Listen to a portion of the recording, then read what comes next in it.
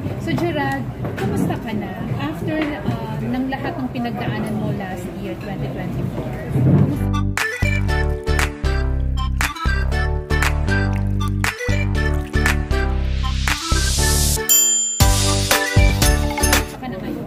Okay naman ako actually.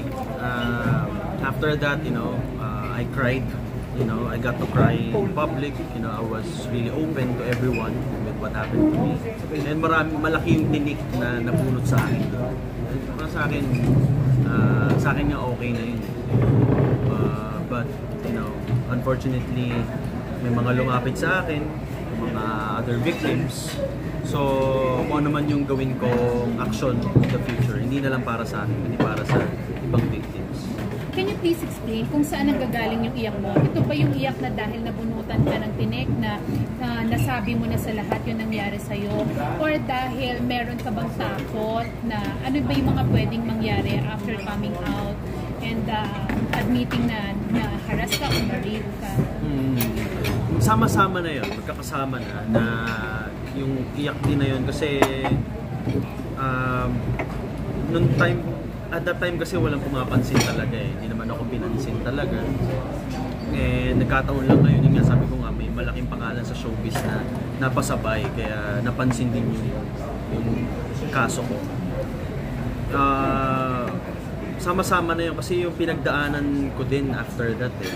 Yung hirap ba kasi hindi naging madali yung to keep myself afloat sa industriya and sa personal kong buhay, I was really, parang alam mo gumapang talaga,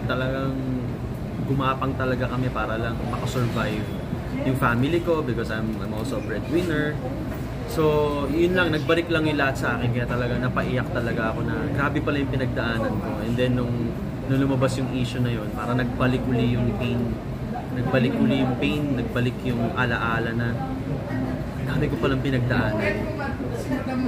But aside dun sa, sabi mo, na-inspire ka sa nangyari kay Sandro, saan nanggagaling yung courage mo na magsalita at sabihin lahat? Saan nanggagaling?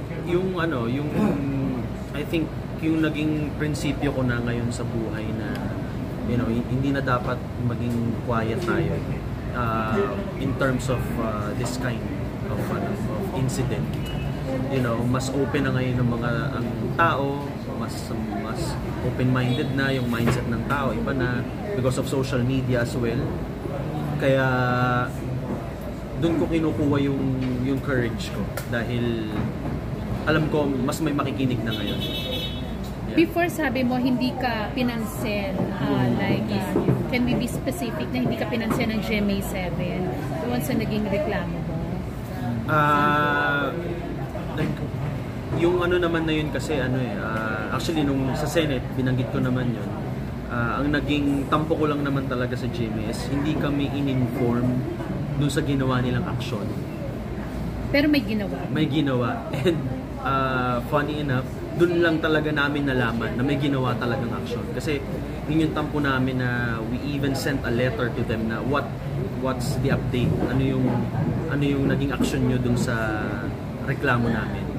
And yeah, thank you GMA. Thank you for, na may ginawa sila. But I knew that after 24 years, yun lang naman. So, kumusta ang relationship mo ngayon with GMA7? After lumabas ka na sa Senate? Sinabi ko naman na I'm forever grateful sa GMA. Okay na yun, but ako hindi ko masasabi kung ano yung nasa side nila, diba? Ako wala naman akong sa kanila, but I would not expect that they would be welcoming to me right now after what happened sa Senate. And bago ka nagsalita, Gerald, kinonsulta mo rin ba yung family mo? Ano yung reaction nila? Yeah, kinonsulta ko sila definitely. Noong una parang lalabas ka ba talaga? Pupunta ka ba talaga? Kasi in-invite naman ako ng Senate talaga. Hindi naman ako nagrepresenta na pumunta doon. In-invite nila ako ng office ni Senator Robin. Sabi ko, sige, mag-appear ako and I will tell my story. Ayun, and sabi nila, sige, what can we do kung yun ang gusto mong mangyari. Basta, you know, you're matured enough, you know what to do, pinagkatiwalaan na lang nila. Pero para malinaw lang, paano nalaman ng office ni Senator Robin yung case mo? Kasi nung kasagsagan, nung kay Sandro pa lang, nung nagkaroon na ng inquiry, di ba, sa Senate, Senator Joel Villanueva ata, mentioned yung case ko noong 2010. Ayan, kasi parang ginather nila yung mga complaints din na nangyari sa GMA or other networks. Yeah, so yun. Nung nabanggit ni Senator Joel Villanueva, if I'm not mistaken, doon nabanggit, ayun na, nag-invite sila mga resource persons. Gerald, after mo magsalita, lumabas, nag-reach out ba sa'yo si Mr. Danny Tan? I don't think he will approach me. Never naman na kami naging contacts or nakita after that. So sa court, hindi pa rin kayo nagkikita? No. O pinapatawag? Pero kung sakaling makita mo siya, anong magiging reaction mo? Ako, taas noo ako na harap sa kanya. Dahil, you know, I know my truth. And ano na yun, alam niya na yun sa sarili niya.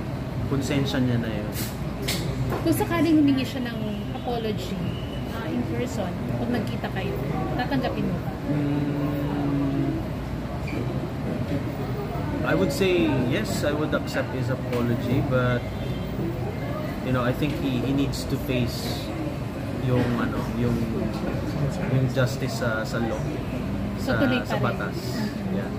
Kasi sabi ko nga, hindi na para sa akin, para doon sa iba pang victims like si Enzo, na nung marinig ko yung kwento niya, Enzo Almario, talagang nagimbal ako din sa kwento niya. Dahil mas bata pa siya sa akin. You know, mas bata pa siya sa akin. You know, hearing that story, what happened to him and other victims. Sabi ko, hindi ko na lang to gagawin para sa akin, hindi para doon sa ibang victims. May iba pa ba? Yes. Bukod kay Enzo. Pero si Enzo nag-file.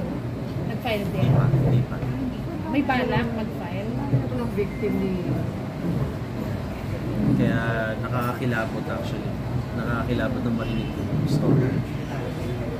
Pero kita kayo Sandro? Yes, nagkita kami nung birthday ng mother ni Tita Pinky Fernando. 100 Yeah. Anong nangyari? Ayun, naggano lang kami.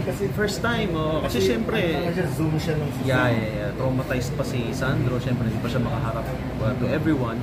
So, noon lang kami nagkita. And I was really happy to see him. Nag-embrace lang kami, long embrace. Kumustahan. Hindi namin pinag-usapan yung about sa nangyari. Sabi namin, magkakape kami soon para makapag-catch up. But unfortunately, hindi magtagpo yung schedule namin. Yeah. Gerald, after mo ngayong lumabas, meron din bang mga ibang actors na nakaranas din, naging victim din ng ganito na nag-reach out sa'yo? Bukod dun sa etong kay Mr. Danny Tan. Wala naman. Pero yung mga ordinary citizens, marami nagme-message siya. Yung mga nagme-message siya. Nagugulat na lang ako, nagkikwento sila sa akin. Ang haba ng mga mini-message nila sa akin, nangyari sa kanila, ganun. Kaya sabi ko, na-inspire ako doon na parang naging beacon of hope ka na nagkaroon din sila ngayon ng hope na ay, hindi lang pala ako yung nakaranas. Kung siya parang na-survive niya, maso-survive ko din. So, kaya kami nag-come up with Courage Movement. Pero mo gusto nila na? share lang nila? I think karamihan sa kanila, they're sharing it. Yeah, they're sharing it na lang. Parang outlet na lang naman. Yeah, outlet na lang. Kasi yung Courage Movement, we're planning na may therapy din. So, pwedeng kahit hindi naman sa legal, so sa therapy na lang, di ba? Kung, you know, may ano pa rin sila, may parang PTSD pa din sila, it will help. Diba?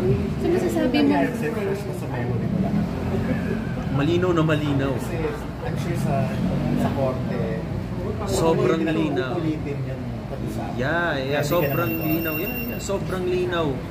Kaya nga nung lumabas yung kay, because you know, I was so busy in life, I was so busy making a living. Parang somehow parang na-set aside. Pero nung lumabas yung kay Sandro, parang nag-flashback lahat na sobrang linaw. Ang linaw pa sa akin lahat. Every detail I know. So, even decades ago, almost. Yeah, 2 decades. Yeah. So handa ka ulit-ulitin pag-usapan. Yeah. Kung darating yung time nila. Gerald, so masasabi mo ba na mas nadagdagan yung fans mo dahil din sa pagka-come out mo, or meron ding mga bashers na nalalait sa'yo, nagda-down sa'yo? I think hindi naman nadagdagan yung fans. Parang mas marami lang nagme-message na giving their support. We are behind you, we support you, we believe dun sa pinaglalaban mo. And syempre may mga bashers din, may mga bashers na hindi mo may iwasan na nagsasabi na ginagamit mo yung sitwasyon. But yun nga, sabi ko nga, opinion nila yun. Wala akong magagawa. So sa mga co-actors mo, sino yung pinaka nagbigay sa'yo ng encouraging words na hindi mo makakalimutan? I think si Aisel. And they knew what happened actually. So magte-testify ba sila? Let's see. Tingnan natin kung makarating sa ganung ano. Kasabay mo ba si Aisel? Kasabay mo siya? Kabatch kami. Okay. So, siya yung pinaka may encouraging word na binigay sa akin. Ano sinabi niya? Kasi siya yung pinaka nakaka-relate. Dahil alam niya yun nung time na yun. They heard about it. Pero ang pinakamagandang nangyari kasi dito is the fans knew kung bakit siya nawala. Kasi they were all this time, they were asking, bakit wala si Gerald sa TV? So ngayon, nasagot yung question nila, bakit nawala si Gerald sa TV? Bakit nawala siya sa GMA? Yun ang pinakamaganda. So yung mga fans na dati pa, nagbalikan ngayon. So they're all supporting me right now. pero walang feeler from GMA if they're gonna get you for anything? No. Walang gano'n. Walang ganun. Even before and lalo na now, I think. Oh, okay. And I'm okay with it. We've been independent for 15 years. So Pakikwento nga yung 15 years na yun, paano ka nakasurvive? grabe yung mga pinagdaanan namin na yun. Yun nga, sabi ko nga kanina, gumapang talaga, literal na gumapang para lang ma-keep afloat ko yung career ko, yung personal na buhay ko, yung family ko. And I'm really thankful for that kay Kuya Kokoy, kay Kuya Romel, dahil siya yung talagang stood behind me through thick and thin. Hindi niya ako iniwan. Okay. Sinuportahan niya ako. Siya yung tumayong pangalawang ama ko time na yun. And yun, isa rin siya sa naggapang talaga sa akin to find me projects, mga racket, para may kinikita pa din ako kahit na wala na ako ng TV. So ano yun? Time na yun, kapag wala ka kasing TV, wala kang career at that time. Okay. Television lang talaga ang base ng career ng singer or artista. Oo. So anong ginawa ni Romel? Ang ginawa namin noon, nag-produce kami ng album. Okay. Yan, nag-produce siya ng concert. Nag-produce siya ng concert for me, keep me afloat. And then, from time to time, staging a press conference like this. Okay. Thank you so much sa inyo, ng mga kaibigan namin sa press. Kaya nanatili yung pangalan ko sa industriya because of you guys. So I'm thankful for you guys as well, sa lahat ng mga media people. Maraming salamat. Paano dumating yung Miss Saigon? Yung Miss Saigon, so ayan, nagteatro din ako yan. Dumating din yan. So nagteatro ako. And then yung Miss Saigon, napaka-spontaneous actually. I was doing San Pedro Calungsod, the musical at that time. Okay. And it was in English. Sabi ko nga, parang naging preparation yun for Miss Saigon. Kasi nahasa talaga ako sa English. And then, 2016, they staged an audition here sa Makati. Okay. Nagpunta ang Cameron Macintosh Productions dito. So yun, nag-audition ako. Grabe, 4 stages. Rigorous na auditions. And yun, the rest is history. I made it.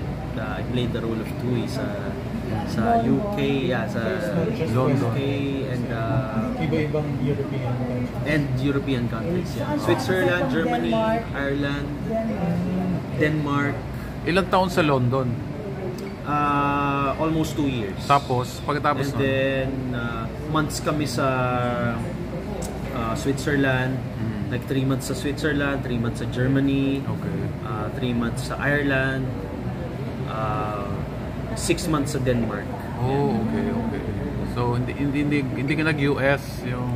Hindi ako nag-US, hindi kami. Pero you didn't try Broadway, mga ganyan? Maybe now I would try. Lalo pa kasi may my other half is there. Oo nga pala, yung other half mo, is that Filipina or... Filipina. She's a Filipina din. Yeah. Paano kayo nagkilala? Saan kayo nagkilala?